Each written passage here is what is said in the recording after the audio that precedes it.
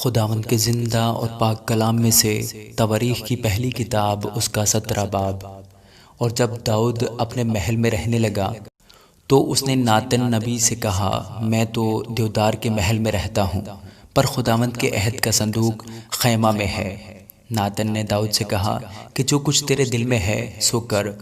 کیونکہ خداوند تیرے ساتھ ہے۔ اور اسی رات ایسا ہوا کہ خدا کا کلام ناتن پر نازل ہوا کہ جا کر میرے بندہ داؤد سے کہہ کہ خداوند یوں فرماتا ہے کہ تو میرے رہنے کے لیے ایک گھر نہ بنانا، کیونکہ جب سے میں بنی اسرائیل کو نکال لایا آج کے دن تک میں نے کسی گھر میں سکونت نہیں کی، بلکہ خیمہ با خیمہ اور مسکن با مسکن پھرتا رہا ہوں۔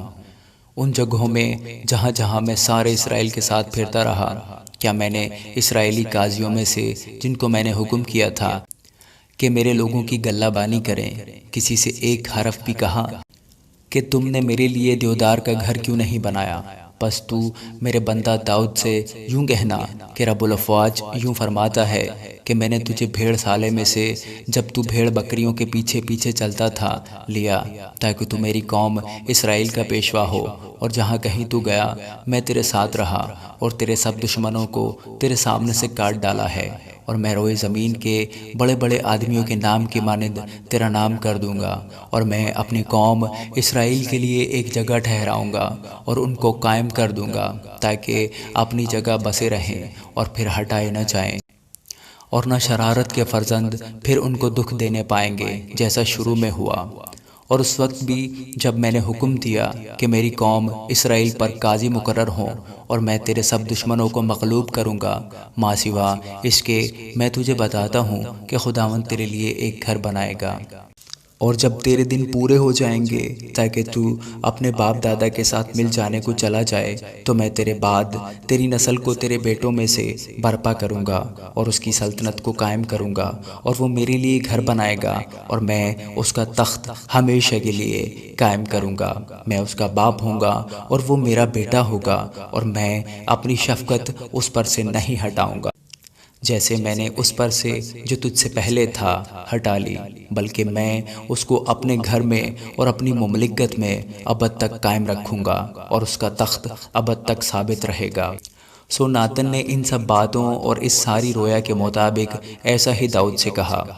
تب داؤد بادشاہ اندر جا کر خداوند کے حضور بیٹھا اور کہنے لگا، اے خداوند خدا، میں کون ہوں اور میرا گھرانہ کیا ہے کہ تو نے مجھ کو یہاں تک پہنچایا؟ اور یہ اے خداوند تیری نظر میں چھوٹی بات تھی، بلکہ تو نے تو اپنے بندہ کے گھر کے حق میں آئندہ بہت دنوں کا ذکر کیا ہے، اور تو نے اے خداوند خدا مجھے ایسا مانا کہ گویا میں بڑا منزلت والا آدمی ہوں۔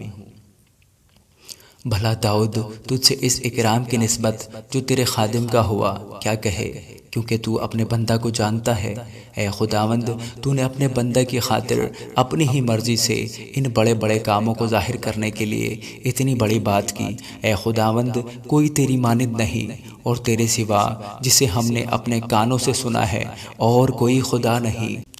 اور روئے زمین پر تیری قوم اسرائیل کی طرح اور کون سی قوم ہے جسے خدا نے جا کر اپنی امت بنانے کو آپ چھڑایا، تاکہ تو اپنی امت کے سامنے سے جسے تو نے مصر سے خلاصی بخشی قوموں کو دور کر کے بڑے اور مہیب کاموں سے اپنا نام کرے، کیونکہ تو نے اپنی قوم اسرائیل کو ہمیشہ کے لیے اپنی قوم ٹھہرایا ہے، اور تو آپ اے خداوند ان کا خدا ہوا۔ اور اب اے خداوند وہ بات جو تو نے اپنے بندہ کے حق میں اور اس کے گھرانے کے حق میں فرمائی ابد تک ثابت رہے، اور جیسا تو نے کہا ہے ویسا ہی کر، اور تیرا نام ابد تک قائم اور بزرگ ہو، تاکہ کہا جائے کہ رب الافواج اسرائیل کا خدا ہے، بلکہ وہ اسرائیل ہی کے لیے خدا ہے، اور تیرے بندہ داؤد کا گھرانہ تیرے حضور قائم رہے، کیونکہ تو نے اے میرے خدا اپنے بندہ پر ظاہر کیا ہے کہ تو اس کے لیے ایک گھر بنائے گا، سو تیرے بندہ کو تیرے حضور دعا کرنے کا حوصلہ ہوا۔ اور اے خداوند تو ہی خدا ہے، اور تو نے اپنے بندہ سے اس بھلائی کا وعدہ کیا، اور تجھے پسند آیا کہ تو اپنے بندہ کے گھرانے کو برکت بخشے تاکہ وہ ابد تک تیرے حضور پائیدار رہے، کیونکہ تو اے خداوند برکت دے چکا ہے، سو وہ ابد تک مبارک ہے۔ آمین۔